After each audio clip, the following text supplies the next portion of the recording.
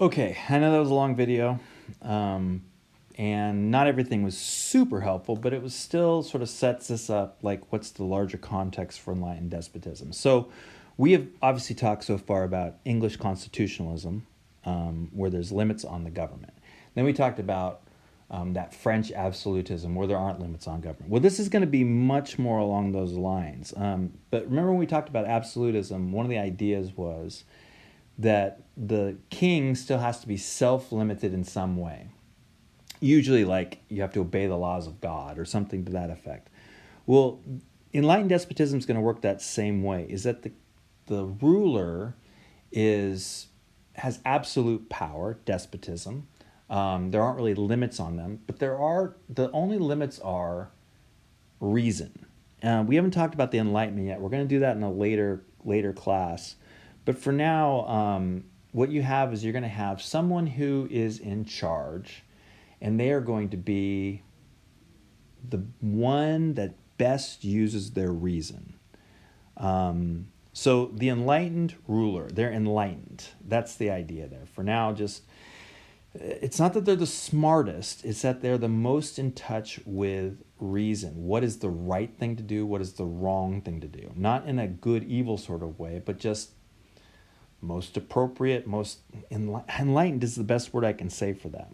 Enlightened ruler, he governs as the first servant of the state. So again, I'm not just the king and I'm just not in charge of things, but I have a job here to do. And my job is to mold the society in a way that follows Enlightenment precepts so that we're going to have the best society ever. Again, you can make some analogies here with like kings in the Middle Ages, where the king's job was to mold society along God's precepts to make the most holy kingdom ever. So you're going to govern according to the principles of reason. One of the bumper stickers, I guess you could say, is nothing by the people, everything for the people. Can the people use their reason? I'm not so sure. They're not so bright. A lot, they're not me. They're not me, the king. So I don't know I really trust them to do these things. So I'll take over. I'll use reason on their benefit, and everything will be for them. But if they're allowed to make the choice, mob rule, that is not reason. That's the idea here. You can understand this is not going to get along with democracy very well right here. Another thing is we're going to have, that we've been talking about before, is bureaucracy. Is that the central government's going to become more and more central. If the enlightened ruler is going to be making the decisions, somebody's got to be out there running the show. Like if he says we need to build a canal here, he can't go build the canal.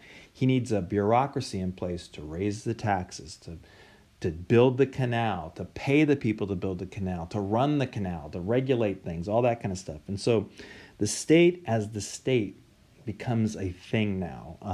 It was already becoming that way in France with Louis XIV.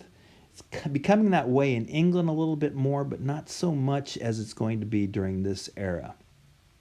So let me give you an example of somebody. This is Frederick the Great. Frederick II, Frederick the Great of Prussia. Again, right in the middle of this era, this 1740 to 1786 time frame, right? So here's the deal. He inherits Prussia, and Prussia's the thing is going to become Germany, and it's going to become Germany because of the things that he's doing here. But for now, it's not Germany yet. It's just this sort of backwater thing up in the northeast corner of the Holy Roman Empire.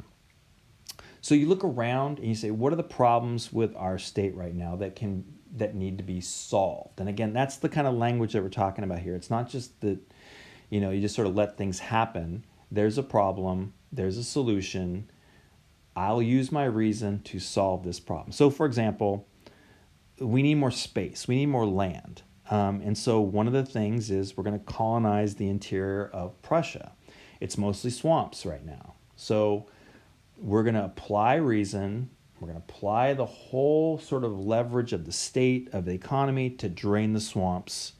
I don't mean that in the metaphorical Washington, D.C. sense. I mean that in the actual drain the swamp. Like we're going to drain the swamp so we have more land in the interior for people to move to.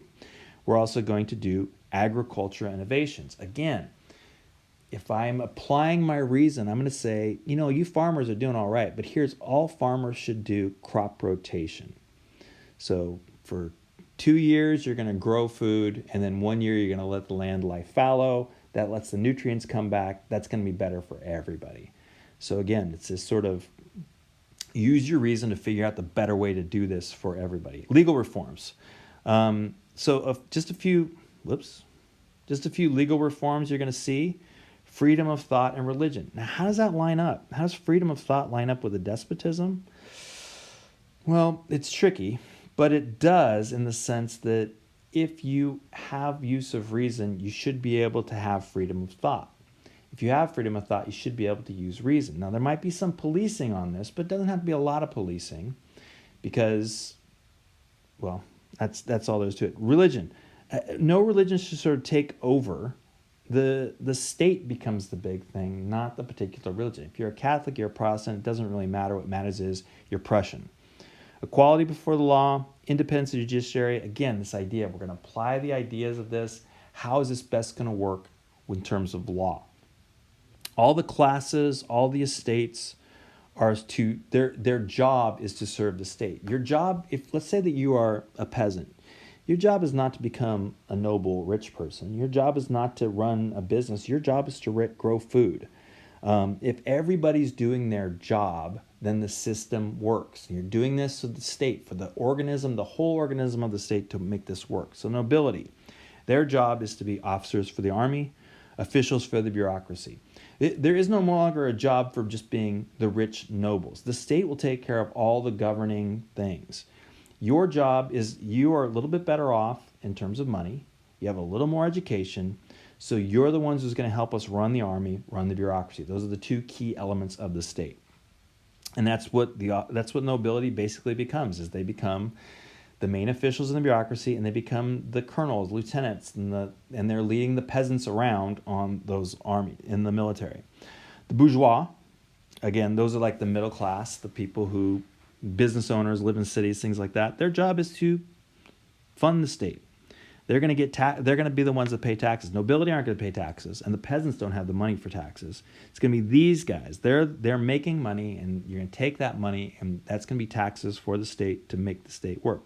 The state, for their part, is going to support the bourgeois to help them be successful so that they can raise more money so they can pay more taxes. And then the peasants, they're going to work the land. And in some areas, that's going to continually sort of shift into hereditary dependence, or what we call serfdom. You work this piece of land, your kids are going to work this piece of land, their kids are going to work this piece of land. And to some point, it just becomes, you don't really need to have the freedom to move around, because if you do, then we're not going to know who's working this piece of land. So it's going to be very sort of centrally controlled, something we would not really care for today, but that's the idea. Now, here's the thing about Frederick. Love or hate his ideas. His ideas line up to some degree, except for some of this stuff down here about you can't move classes.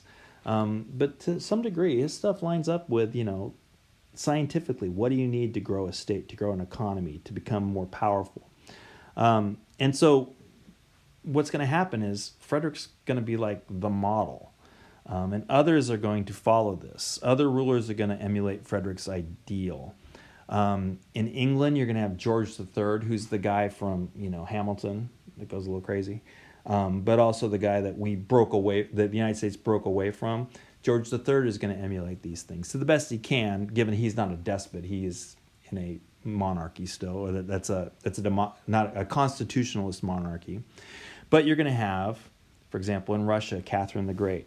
She's going to try to make Russia do those same things. In Austria, Maria Theresa is going to be a big voice in this. And so again, at least on that eastern side, as they were talking about in the video, that's going to be very important. But it's going to be a little emulated. Like I said, even in England, George III is going to say, man, that seems like a good idea. Let's do that.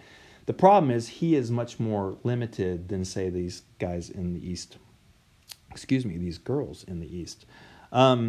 So let's stick with Austria for just 1 second. This will be the last thing we talk about here, and that's Joseph II, 1765 to 1790. Now, here's the deal. He is Maria Theresa's, I think, son, so he inherits Austria.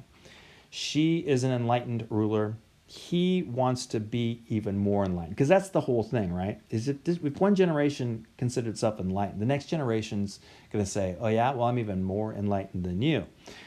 So he does these radical enlightened reforms in 1781. He says, I'm going to go out on a limb. This is what I think reason's telling me. We need to get rid of serfdom. No more of that. Let people be free. We're going to have complete religious toleration. States no longer going to back Catholicism. We're going full on. Whatever you want to do is fine with me. Now here's the deal. That's great if you're a serf. It's great if you're not a Catholic. Unfortunately, the people who have power in the country are not serfs, and they are Catholic. And so you get uprisings and secessionist movements where nobles and cities and all this are starting to say, ooh, I don't like this idea. This whole thing relies on the serfs being serfs and those guys not being free. And by 1790, he ends up having to retract all these reforms. Like even the serfs weren't happy about not being serfs anymore. I know that sounds weird, but you at least know where your place is. And in that sort of freedom, it raised a lot of questions. And there were lessons, obviously, learned about the people. Like, will a democracy work? If you give these people the vote, are they really going to vote for the right stuff? Or are they going to be anti-enlightenment? There's a very strong sort of, I don't know what the right word is here, anti-democratic, anti-giving people voice movement that comes out of this. That America's sort of America during this time is now the United States. It's kind of the antithesis to it, and everybody's thinking it's an experiment that's going to fail because the people cannot be trusted.